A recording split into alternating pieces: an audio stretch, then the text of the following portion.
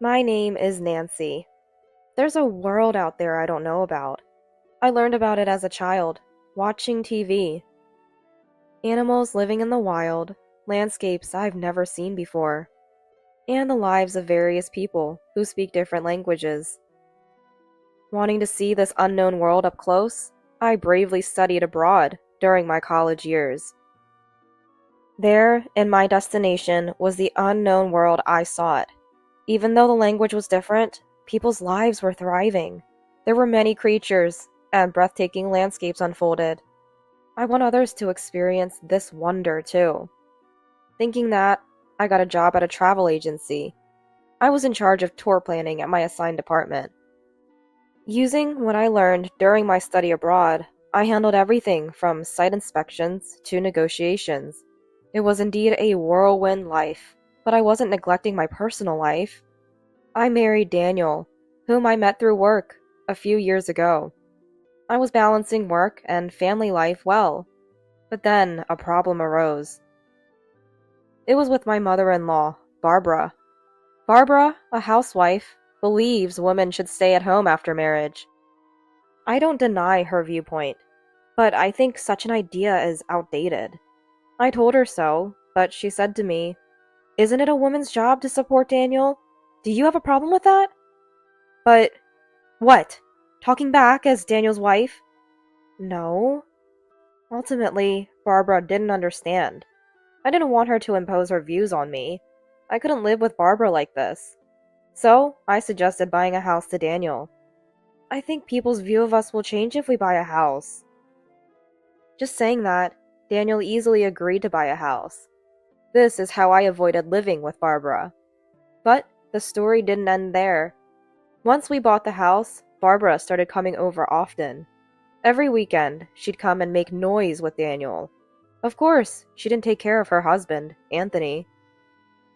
"Barbara, is it okay to leave Anthony alone? He's not a child. He'll manage. Wasn't supporting a husband a woman's job?" I wanted to retort, but I could see it leading to a fight. So I kept quiet. Then Barbara, who had been noisy with Daniel, suddenly started a conversation. "I forgot to say, but I'm going on a trip next week. Please be careful."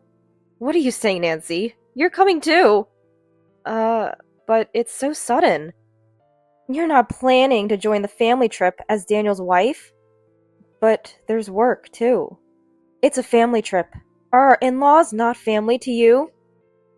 "That's not what I mean." "Then make it happen." "Yes." I couldn't talk back. But that was still the better part. Seeing me troubled, Barbara said in a mean tone, "And book the hotel." Uh, I should? Always bragging about working at a travel agency, right? I'm not bragging. So you can do it, right?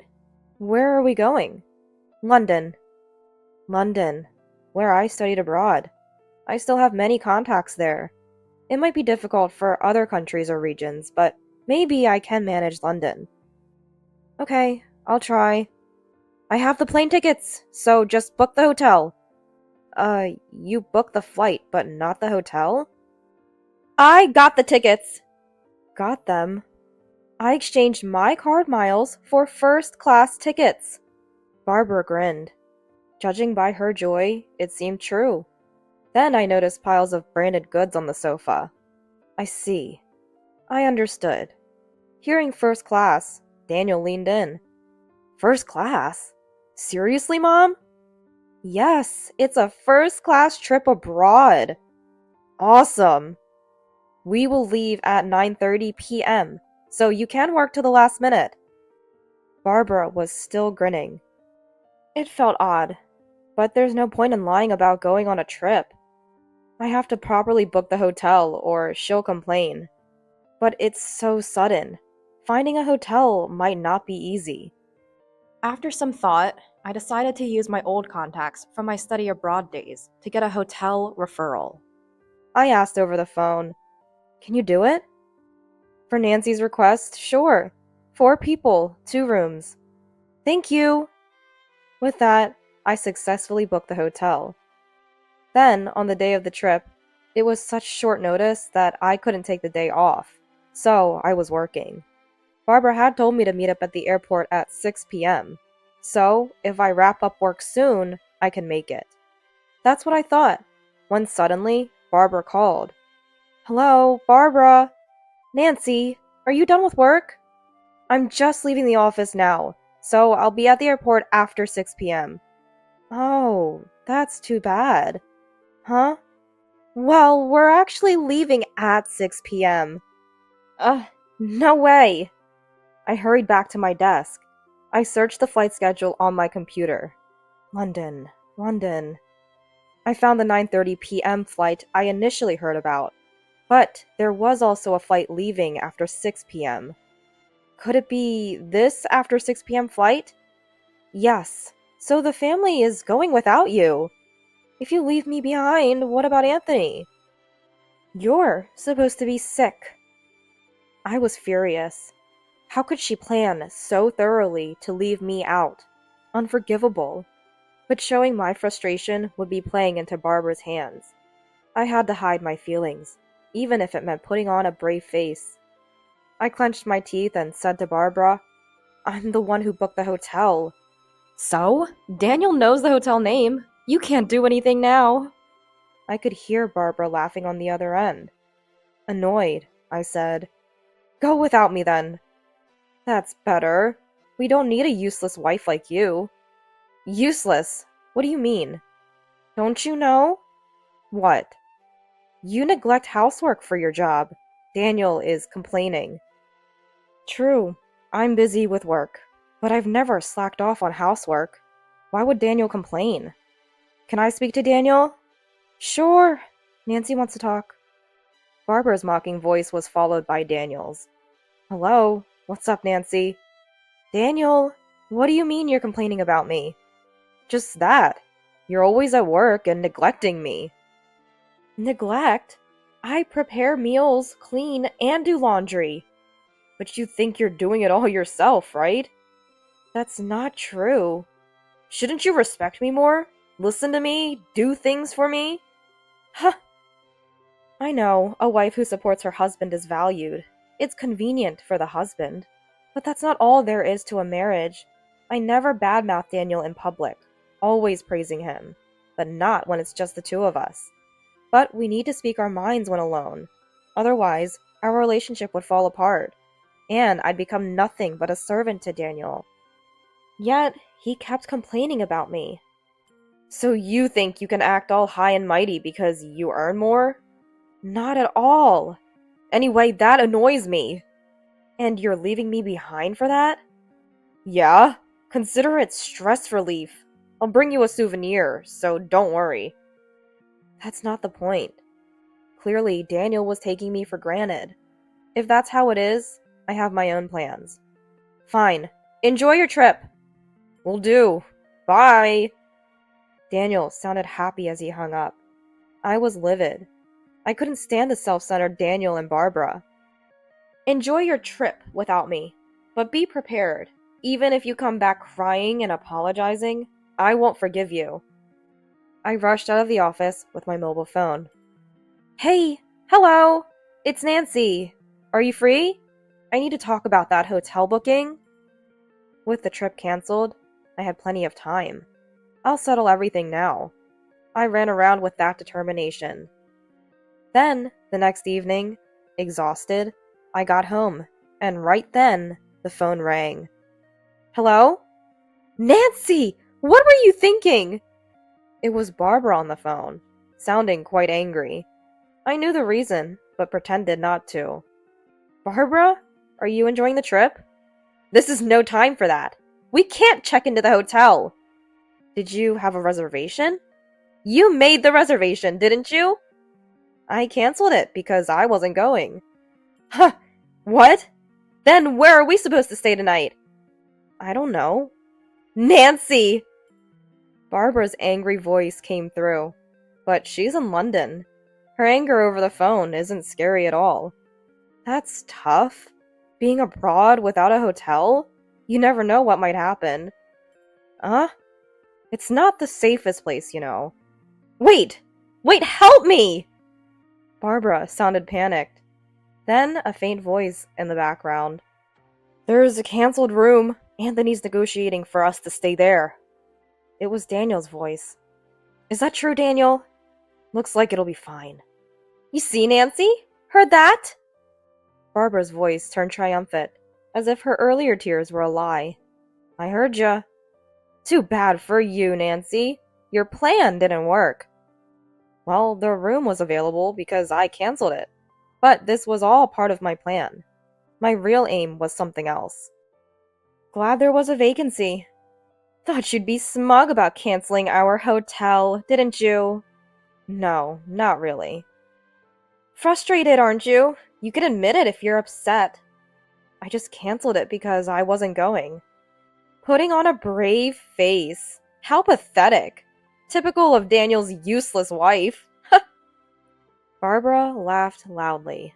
Then she went on bragging about the amazing scenery, delicious food, and so on. Eventually, tired of listening, I quietly hung up the phone. She probably didn't even notice. I smiled a little at that thought. Anyway, just a few more days to endure. I braced myself and had dinner. A few days later, on my way back from a certain place, as I headed to the station, Barbara called again. "Hello? What's up?" "Nancy! What's going on?" "Again?" "Not again! What's wrong with this hotel?" "What are you talking about?" Barbara's story, in short. They stayed in the room I canceled, thanks to Anthony's negotiation. Anthony's negotiations were easily concluded. Barbara and her friends were to stay in an open room. They were supposed to stay for 4 days and check out today. But there was a problem. They were billed £8,000 by the hotel. "So what's the issue? It's £2,000 per night, right?" "Huh? That's about 2.5K per night in dollars. Ridiculous!" "It's for 2 rooms, right? So about 1.2K per room?" "You told Daniel it was $300 per room per night." "Yes, I did." "So it should be $600 for 2 rooms. Why is it 4 times more?" I was astonished. They stayed without even checking the room rates. Well, I anticipated this, so I set it up accordingly. Anyway, Barbara, making a fuss on the phone, must be bothering others.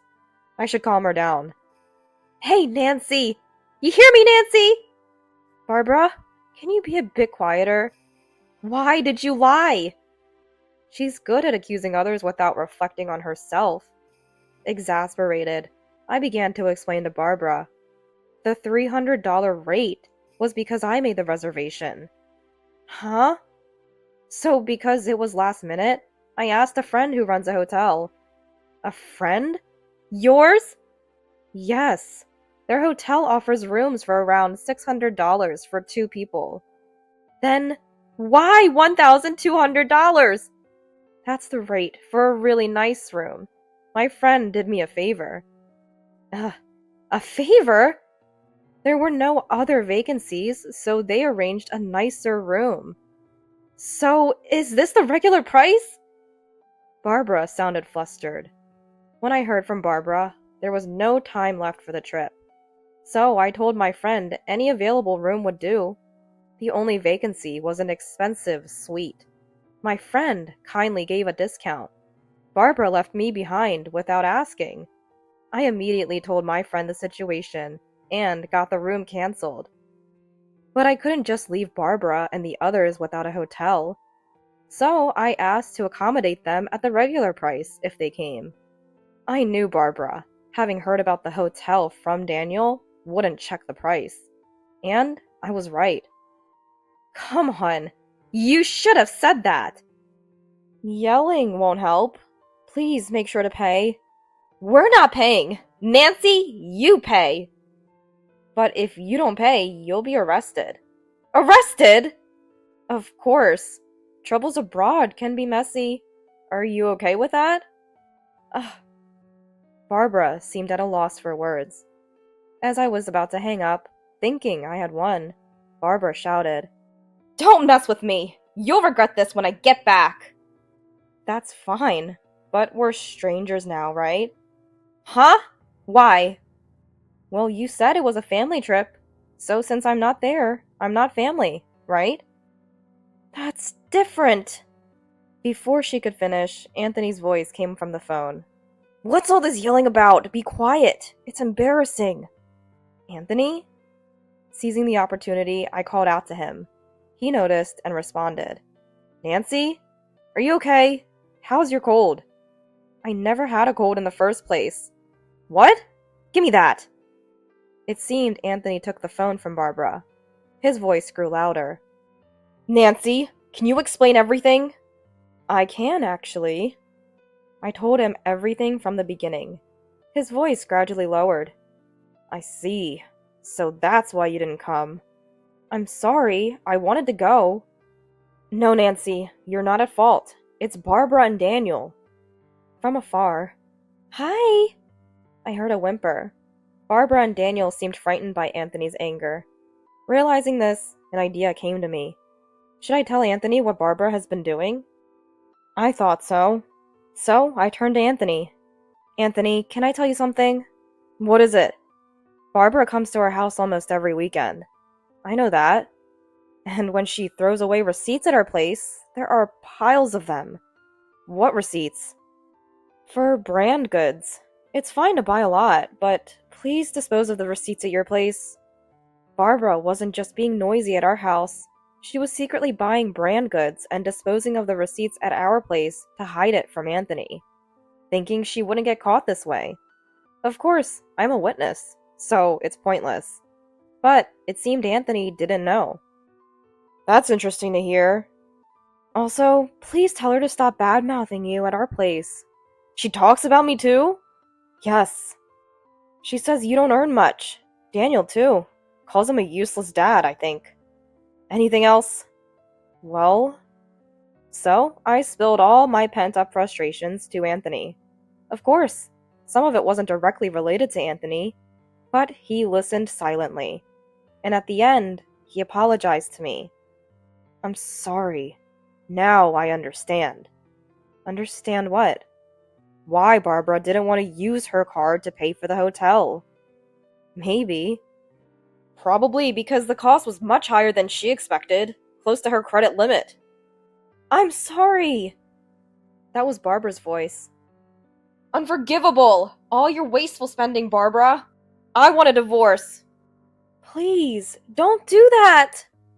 Anthony's shouting was followed by Barbara's pitiful voice. He also yelled at Daniel. Daniel! Why don't you defend your wife? Well, that's... Don't come to my house anymore. Reflect on this alone. Yes, sir. Daniel sounded unusually obedient. Probably he thought being banished from his parents' house wasn't a big deal. That's when I struck the final blow. So, Daniel, looks like you're going to live alone now. Huh? What do you mean? Suddenly, Daniel's voice got louder. He must have grabbed the phone.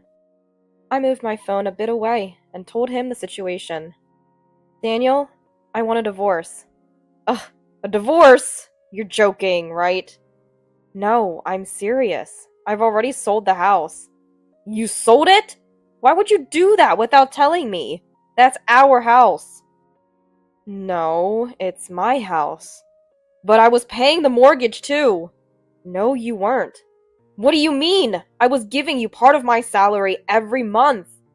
That was for living expenses. A few $100s isn't enough for the mortgage. Daniel had been giving me a few $100s monthly. It helped with living expenses, but not enough for the mortgage. So I paid it alone. The house was in my name, so there was no room for complaint. This incident made me decide to divorce Daniel. I sold the house, full of unpleasant memories of living with him. So you'll be living alone. Wait! Think it over! No, it's decided. I'll contact you once I find a place. Then I'll send you the official notice. Official notice? Of course. I'll be claiming compensation in the divorce. Wait for me! Daniel was crying on the other end, but I didn't care. I hung up the phone. After that, Daniel and I divorced following discussions. Anthony actually divorced Barbara, too. Barbara, due to her wasteful spending, didn't get any compensation in the divorce and was left on her own. I was just thrown out of the room.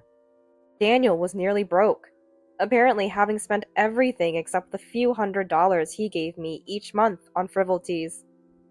Now he's living in a rundown apartment and commuting to work. But things might be better for Daniel than Barbara. With no house or money, and Daniel's place too small, Barbara had to take a live-in job. She's working hard from morning till night now. As for me, I'm doing great. Being single, I have more free time and can handle overseas negotiations. I've become a relied upon figure at work, even hearing talks of a promotion to department head. Today, I'm busy flying around the world, planning new tour packages.